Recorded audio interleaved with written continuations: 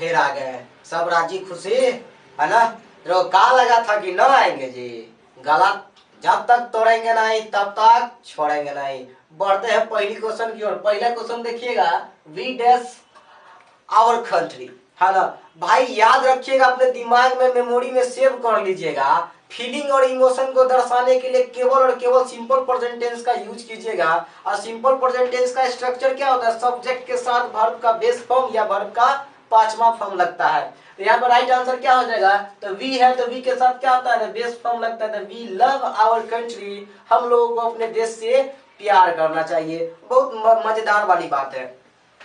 जैसे for example है ना, अभी कुछ ही दिनों में जानते होंगे कि वैलेंटाइन डे आने वाला है। लड़का लोग क्या करता है कि जाता है लड़की सबको प्रपोज करने के लिए। अरे फीलिंग इमोशन को दर्शाने के लिए वो क्या बोलता है, आई लव यू बोलता है। तो आई लव यू भी कौन टेंस में लिखाता है, तो सिंपल है प्रेजेंट टेंस में ना। अब गलती से अगर बोल दोगे ना आई एम लविंग यू, तो लड़की बोलेगी जाके पहले ग्रामर पढ़ के उसके बाद जो है ना हम तुम्हारे बारे में सोचेंगे, है ना। और सपोज करो कि अगर लड़की मना कर दी तो लड़का लोग क्या बोलता है, देख लो यार, I am dash to die, यानी क्या कहता है, इरादा को डिनोट करने के लिए प्रेजेंट कंटीन्यूअस टेंस का प्रयोग किया जाता है ना। तो राइट आंसर क्या हो जाएगा, I am going to die, यानी मैं मरने जा रहा हूँ। हर एक मजनू टाइप का जो लड़का सब होता है यही बोलते रहता है, जो टेनर बोलता है।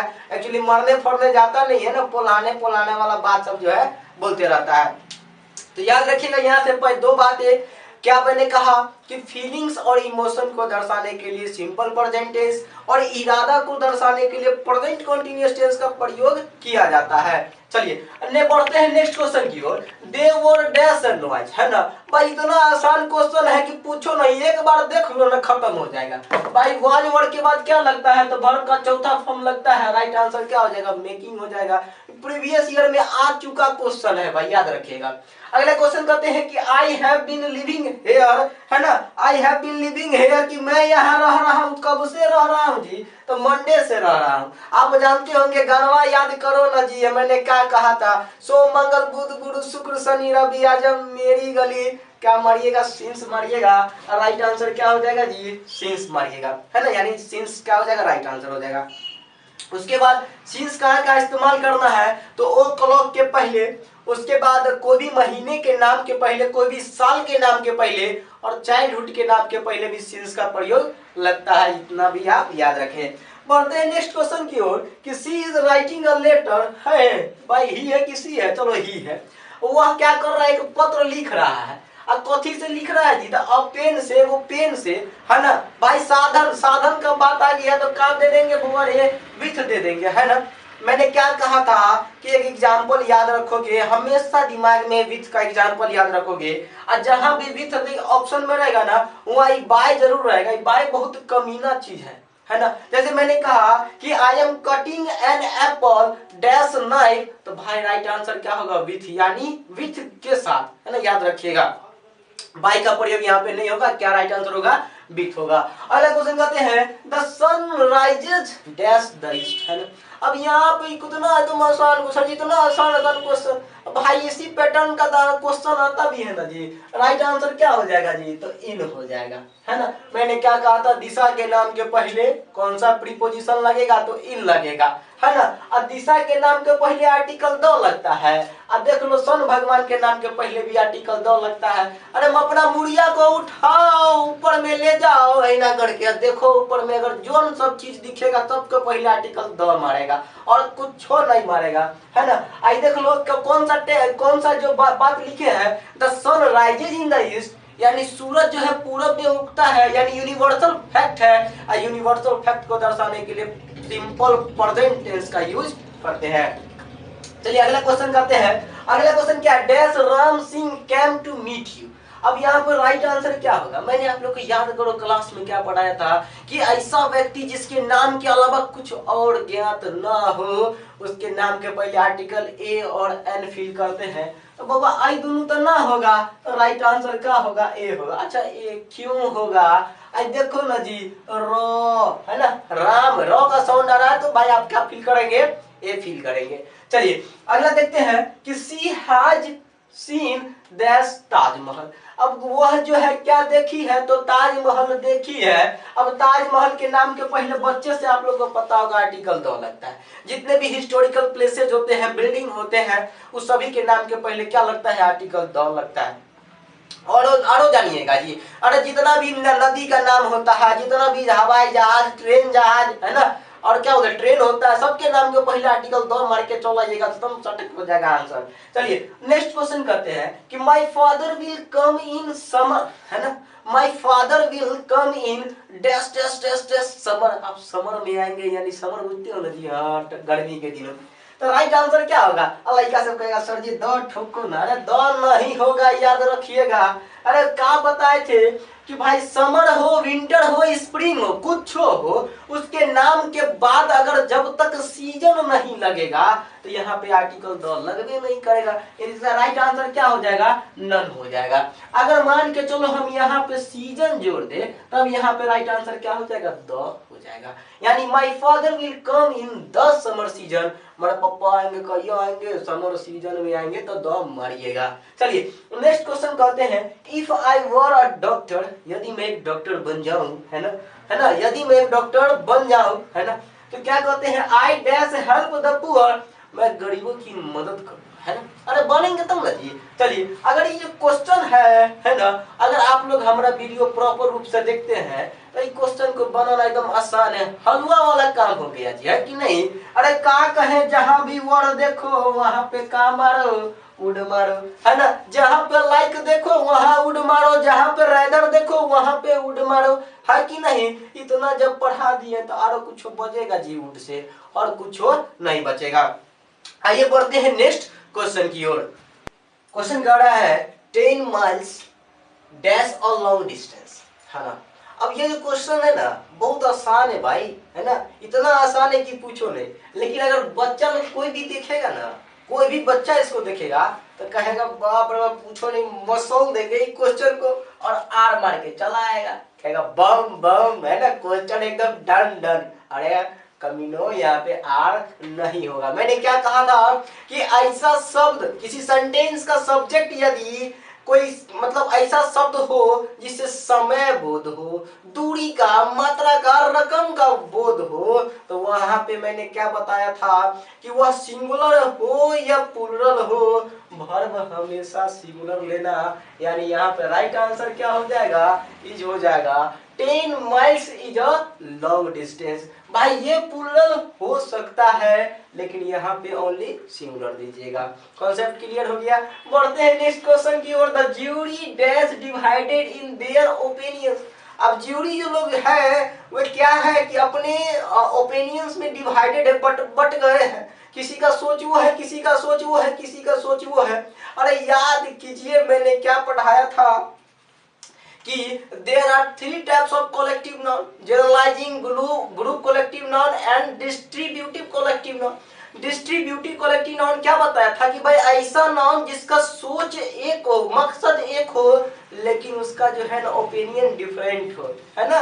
तो वही वाला बात हो गया, जैसे सरस्वती पूजा करते हैं और 2-4 गो 5 गो लड़का मिल के ना करता है जी, सबका मकसद एक ही होता है कि पूजा करना है। लेकिन वही में कहेगा का अब भाई मूर्ति फारू होना चाहिए, कोई कहेगा भाई डीजे आना चाहिए, भसान में जो है नाचेंगे, कोई कहेगा भाई पार्टी उटी भी चलना चाहिए।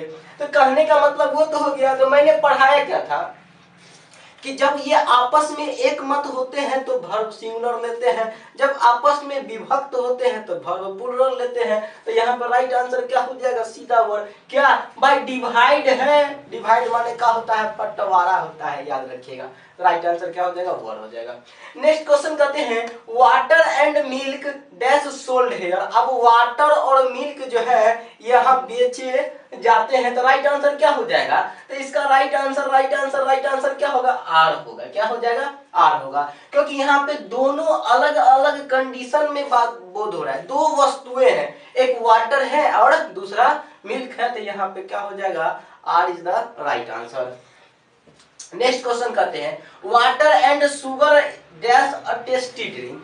वाटर और शुगर क्या है, एक टेस्टी ड्रिंक है कहने का मतलब क्या है मेरे बच्चों कि भाई चीनी में पानी में चीनी मिला दोगे तो टेस्टी ड्रिंक बनता है। तो मैंने आप लोग को पढ़ाया था यदि दो मेटेरियल्स नाउन है ना, दो मेटेरियल्स नाउन किसी एंड से जुड़े हो लेकिन वह एक घोल का निर्माण करे तो उस कंडीशन में वर्ब क्या लेते हैं हम लोग, सिंगुलर लेते हैं। तो राइट आंसर क्या हो जाएगा यहाँ पे, इज हो जाएगा। अब बढ़ते हैं नेक्स्ट क्वेश्चन की ओर। कह रहा है दे लाफ, वे लोग हंसते हैं, दे लाफ डैश अदर्स, भाई लाफ हो स्माइल हो है ना, और कुछ होता है जी। तो याद रख लीजिएगा क्या मारते हैं हम लोग, एट मारते हैं। ये सिंपल सा एकदम आसान क्वेश्चन है। अगर ये आ गया तो कतई जहर है ना, आप लोग इसको आराम से काट दीजिएगा। स्माइल करने की बात हो एट मारिएगा, लाफ करने की बात हो तो एट मारिएगा। अरे भाई स्माइल करते हैं या लाफ करते हैं तो केकरो देखे के ना करते हैं जी, कि झुट्टे अगर मुस्कुराते रहते हैं, झुट्टे मुस्कुराइएगा ना जी तो लोग पगलवा पूछेगा आपको, याद रखिएगा।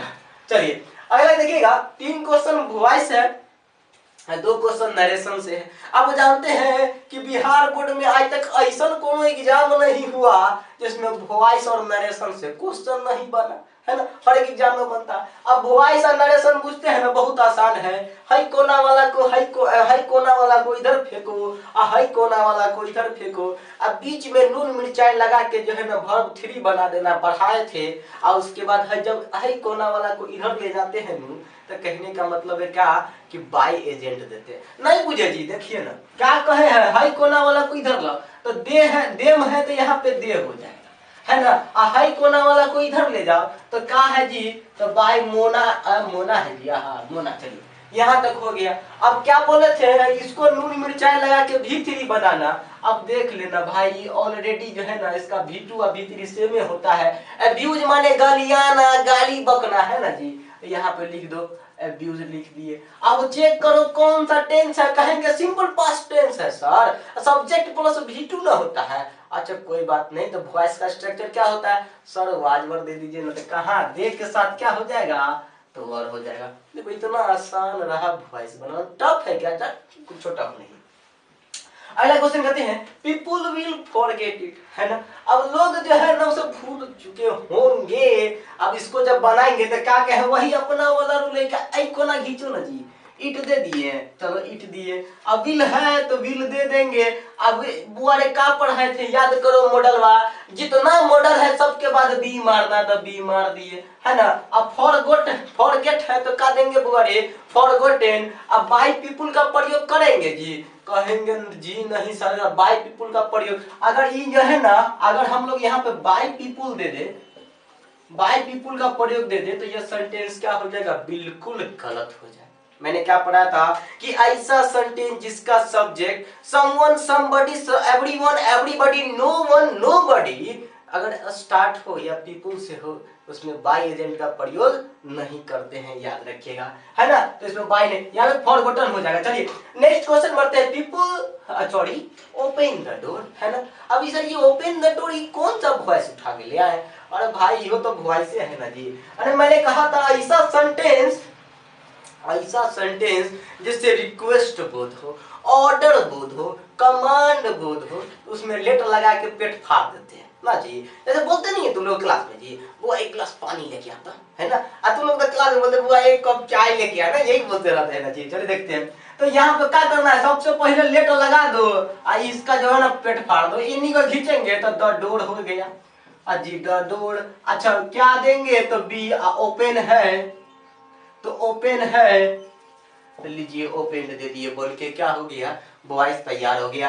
अगर वॉइस बढ़िया से सीखना है ना, बढ़िया से रिकॉल करना है, अरे तू ये तो वीडियो है पूरा वॉइस खत्म, वो जब 12 क्वेश्चन आएगा जी, नहीं आएगा, एक बार देख लीजिएगा प्ले लिस्ट में पूरा एकदम सजा के रखे हैं, जाके देख लीजिए मिल जाएगा। चलिए अगला क्वेश्चन जो है ना, दोनों क्वेश्चन ले लिए नरेशन से। आप जानते हैं नरेशन से जो क्वेश्चन आता है, एगो बउआ है ई वाला पैटर्न, एगो ई वाला पैटर्न। अब बउआ वाला क्वेश्चन आएगा नु तो कहने का मतलब क्या, सिंपल पैटर्न पे क्वेश्चन आएगा है ना, बउआ वाला टेंस के अकॉर्डिंग है ना। अब भाई इसमें तो नहीं था इंट्रोगेटिव और डब्ल्यूएच का बच्चा से कोई टफ लगते रहता है, अरे कुछ छोटा नहीं, देखो तो बनाते हैं, कहे कि ही उतार दीजिए है ना, ही है तो ही उतार दिए, आई सेड है तो किसमें चेंज कर देंगे बउआ है ना, रहने दे यार, मतलब चालू रहने दे, गलती करती है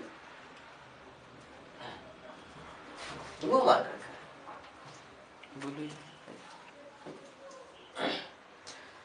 देखिएगा कैसे बनाते हैं। अरे ही है तो ही दे दिए, आई सैड को किस में चेंज करते हैं तो कहते हैं सर जी आस्ट में चेंज कीजिए ना, तो लीजिए आस्ट दे दिए, है ना। टू देंगे तो कहेंगे जी नहीं सर रहने दीजिए, टू नहीं चलेगा, सीधा ही उतरेगा। उसके बाद कॉमा रिमूव करते हैं तो क्या देते हैं, तो कहिएगा सर इफ दे दीजिए, काम खेला का हो गया, खत्म हो गया। उसके बाद ये सेंटेंस है आर यू रीडिंग, क्या तुम पढ़ रहे हो। तो मैंने क्या बताया था कि भाई पूरी प्रेजेंट को पूरी पास्ट में चेंज कर दो, तो इजमार है तो वाज वर्ड में चेंज होगा ना जी। चलो कोई बात नहीं, चेंज करते हैं। और उसके बाद ना ये यू कौन सा पर्सन, सेकेंड पर्सन तो हिम है तो यहाँ पे ही हो जाएगा, और वाज है और रीडिंग हो जाएगा। देखिए बन के क्या हो गया, तैयार हो गया नरेशन। इतना आसान है भाई, पूछो नहीं, है ना। देखो यहाँ इंट्रोगेटिव, यहाँ एकदम प्लेन वाला बना के रख दिए, नरेशन क्या हो गया, बन के तैयार हो गया। अगला देखते हैं, अगला वाला क्या है, तो WH वाला है। ये भी बहुत बढ़िया है ना, इतना पूछो नहीं ना, आसान है, खाली देखते रहो ना जी। कहे ही है, सेड है तो किस में चेंज कर देंगे, आस्ट में चेंज कर देंगे, और उसके बाद टू को देंगे तो जी नहीं मी दे देंगे। अच्छा कॉमा हिया उठाएंगे तो क्या देंगे, अरे कुछ नहीं बाबा, ई वाला जो हम ना है, ई वाला जो रहे ना WH वही वाला हिया भी उतार दिए। देख वाई है तो वाई उतार दिए, चलो क्लियर हो गया। उसके बाद मान के चलो क्या दिया है, आर यू रीडिंग, है ना, आर यू रीडिंग, तो कौन दे इजम मार को किस में चेंज करेंगे, तो सर वाज वर्ड में। यू कौन पर्सन, तो सेकेंड पर्सन ऑब्जेक्ट के अनुसार, तो मी है तो यहाँ आई लिए, तो समस्या नहीं आना चाहिए जी। समस्या आया का, कहिएगा जी नहीं सर, आया गया। उसके बाद आई के साथ क्या लगता है, वाज, और रीडिंग है तो रीडिंग बन के तैयार हो गया, है ना। अरे भाई नरेशन है, नरेशन भी एकदम शानदार है ना। और नरेशन भी जो है ना पूरा खत्म है, नरेशन पूरा पढ़ाए हुए हैं।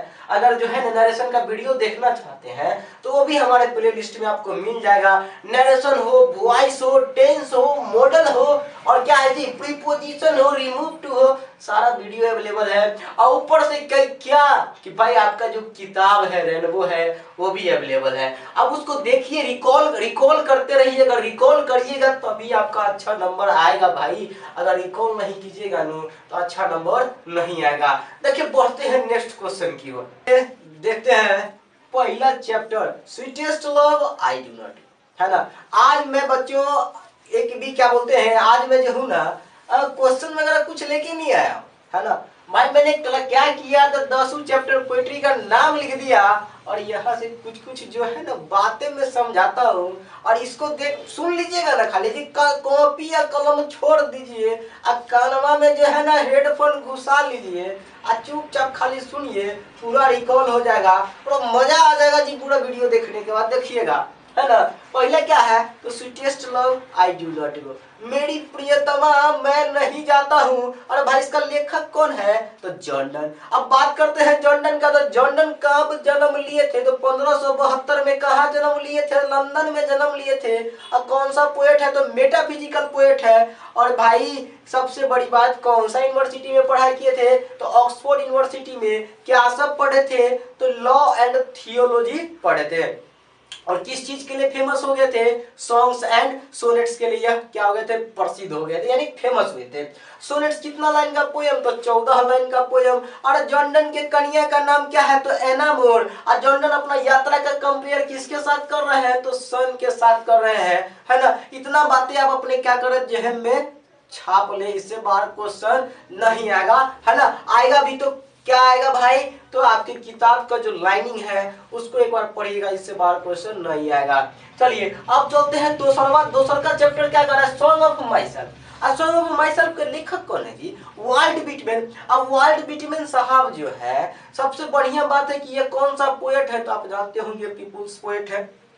दूसरी बड़ी बात कि अमेरिका में इनका क्या हुआ, जन्म हुआ था। और ये जो है ना 12 साल के पहले क्या सब काम किए थे, कारपेंटर। क्या काम किए थे, कारपेंटर का काम किए थे। इनका जो लिप्स ऑफ ग्रास है वो क्या है, आप जानते होंगे, और कलेक्शन ऑफ पोइट्री है ना। लिप्स ऑफ ग्रास क्या है, कलेक्शन ऑफ पोइट्री है। अच्छा जब song of myself Walt Whitman लिख रहे थे तो कितना साल के थे भाई, तो 37 साल के थे। इतनी बात भी याद रखिएगा। ये क्या बोले हैं, कहे I celebrate my self and Singh my self, है ना, मैं खुद में ही जश्न मनाता हूँ और खुद के लिए ही गाता हूँ। ये बातें आप याद रखिएगा, है ना। और इसका जो ब्लड है वो किस चीज से मिलकर बना है, तो आप जानते होंगे सॉइल एंड एयर, यानी हवा और मिट्टी। अच्छा, कहाँ की हवा कहाँ की मिट्टी, तो कहिएगा अमेरिका का हवा और अमेरिका का मिट्टी। चलिए आप चलते हैं तेसर का चैप्टर की ओर। तेसर चैप्टर का नाम क्या है, now the leaves are following fast, है ना। लेखक का नाम क्या है, तो W.H. ऑडेन है। और सबसे बढ़िया पॉइंट, मोस्ट वीवीआई प्रश्न यहाँ से कि इनको पुलिट्जर प्राइज मिला था 1948 को मिला था द एज ऑफ एंजाइटी के लिए, है ना। सबसे बढ़िया पॉइंट है कि ये याद रखना है। उसके बाद इनकी रचनाएं कुछ आप याद रख सकते हैं, जैसे कि द डांस ऑफ डेथ, है ना, द ऑरेटर, लुक स्ट्रेंजर, आप इनकी रचनाएं इतना याद रख सकते हैं। अच्छा, बात चलते हैं भाई, ये जो पोएम है क्या बोलते हैं, मोस्ट वीवीआई पोएम है, क्योंकि यहाँ से किताब का लाइन से बहुत बार क्वेश्चन पूछा जा चुका है। सबसे बड़ी बात कि भाई वेस्पेरिंग नेबर्स क्या है, तो मैसेंजर ऑफ डेथ, है ना। उसके बाद क्या बोलते हैं, नर्सेस फ्लावर्स क्या होते हैं, सपोर्टिंग ट्री होते हैं। क्या कहे पोएम में जो है वो बोले हैं कि मनुष्य जो है ना बहुत तेजी रफ्तार से अपने मृत्यु की ओर जा रहा है ना। और नहीं तो कोरोना आ गया, आप जानते होंगे कोरोना आ गया, सब धीरे धीरे धीरे धीरे देख रहे हो एकदम रफ्तार एकदम दनादन बढ़ रहा है। अब सच्चाई है कितना तो हम भी नहीं जानते हैं, आप जानते होंगे शायद। चलिए फिलहाल इस मैटर पे हम बात नहीं कर रहे हैं, हम बात क्या कर रहे हैं, now the leaves are following fast. अच्छा, यहाँ से आप बातें याद रखिएगा, क्या बोले थे, है ना, whispering lovers left and right pluck us from the real delight and active hands must be freeze lonely on the separate।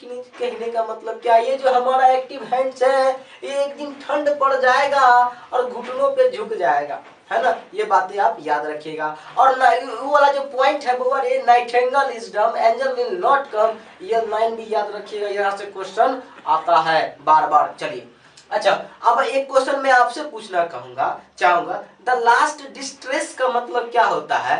अगर आपको आता है तो कमेंट बॉक्स में लिख दीजिएगा, अगर आता है लास्ट डिस्ट्रेस। चलिए अगला क्वेश्चन, अगला चैप्टर चलते हैं। अगला चैप्टर क्या नाम है, तो ऑड टू ऑटम। अच्छा, ऑड का मतलब क्या होता है जी, कुछ होता है सर जी, वही ना होता है, वैसा कविता जिसका संबंध नेचर से हो, जिसको हम गा सके। लेखक का नाम जॉन किट्स। आहा, जॉन किट्स से बात आया कि भाई उसका सबसे पहला पोएम क्या था, लाइन इमिटेशन ऑफ सस्पेंशन, कब पब्लिश हुआ था, 1814 को, है ना, 1814। याद रखिए, क्वेश्चन आया हुआ है, मैं आपको रिकॉल करवा रहा हूँ, ध्यान मत भटका, है ना, यहाँ ध्यान दो, फोकस करो जो मैं बोल रहा हूँ। उसके बाद ये जॉन किट्स जो थे पहला ऐसा पोएट थे, है ना, जिसको क्रिकेट और बॉक्सिंग में इंटरेस्टेड था। ये रोमांटिक पोएट थे भाई, ये कौन सा पोएट थे, रोमांटिक पोएट थे।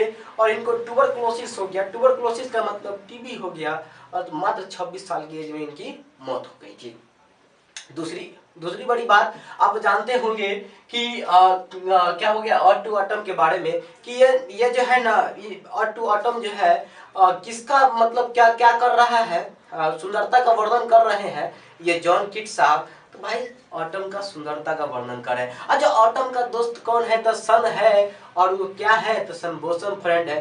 दोनों मिलकर क्या कर रहे हैं, कॉन्स्पायरिंग कर रहे हैं, है ना, हाउ टू लोड, है ट्री को कैसे फॉलो से लाभ देना है। चलिए बात करते हैं द सोल्जर। लेखक का नाम रॉबर्ट ब्रूक। और कौन सा पोएट, वार पोएट थे। यदि मेरी मृत्यु हो जाती है तो मेरे बारे में केवल इतना सोचना कि जिस सरजमी पे मैं मरा हूँ वह जमीन का टुकड़ा मेरे देश के नाम हो जाएगा। Macavity the mystery cat, T S. Eliot. अब टी.एस. इलियट से बहुत सारा क्वेश्चन आता है भाई। The Waste Land four quartets of Wednesday, याद रखिएगा, इतना बड़ी बातें, है ना। टी.एस. इलियट जो साहब थे इनको नोबेल प्राइज से भी नवाजा गया। कब नवाजा गया, कमेंट बॉक्स में मारो। अब मेकाविटी का कंपेयर किसके साथ किया गया ये भी कमेंट में मारो। और मेकाविटी क्या है, एक रहस्यमय बिल्ली है, और ये क्या है, एक जिंजर कैट है। मतलब कहने का मतलब जिंजर कैट, इसका जो हेड था वो डम था, अपना जो है ना हेड को जो है ना मूव करता था किसके समान, स्नेक के समान, याद रखिएगा।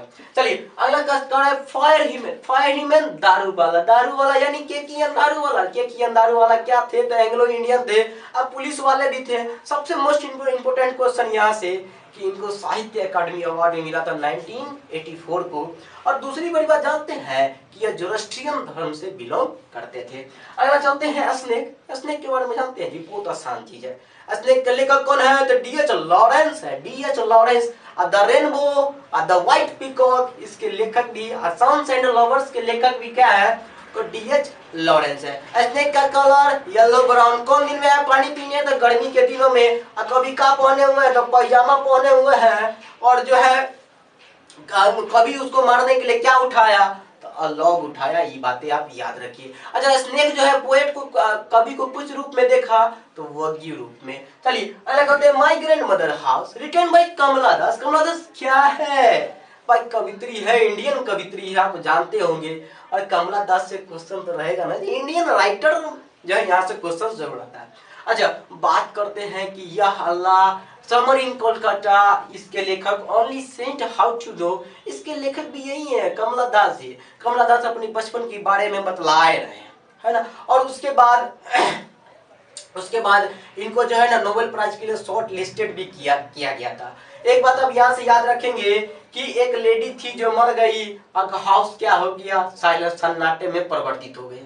और किताब के बीच में कौन मूव करता था? कमेंट मार भाई, कमेंट मार, हमको ना आता, आप मारिएगा तब ना होगा जी। उसके बाद है ना आपका पोएट्री खत्म हो गया जी। देखो इतना स्पीड में खत्म किया हूँ। कोई बात नहीं, आज क्वेश्चन लेके नहीं अब रिकॉल करवाना है। अगर मजा आया तो कमेंट में आप मजा बताएं कि कमेंट आपको ये मतलब वीडियो कैसा लगा, है ना। और तब तक के लिए हम आपसे अलविदा लेना चाहेंगे। और अलविदा लेने से पहले हम जरूर बोलना चाहेंगे, है ना, लाइक कर दो बउआ। जो जितने भी स्टूडेंट्स हैं जो बच गए हैं अभी तक सब्सक्राइब नहीं किए हैं, हमारे चैनल को सब्सक्राइब कर दे, है ना, ताकि क्या हो दिन पर दिन यह चैनल ग्रो करे, है ना। अलविदा साथियों।